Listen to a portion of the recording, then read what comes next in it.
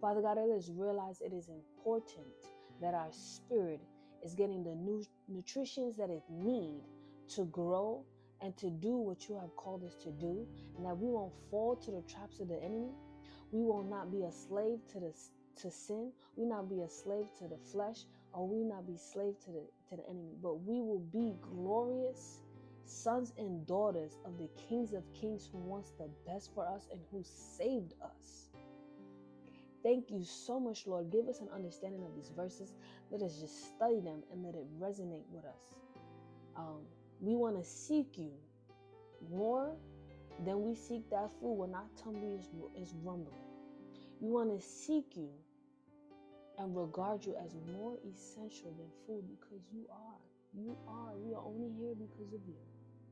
Thank you, Lord, for your goodness, your kindness, and your grace, and for hearing this prayer. And I know you're going to do a mighty work in this. Thank you, Lord, in Jesus' name.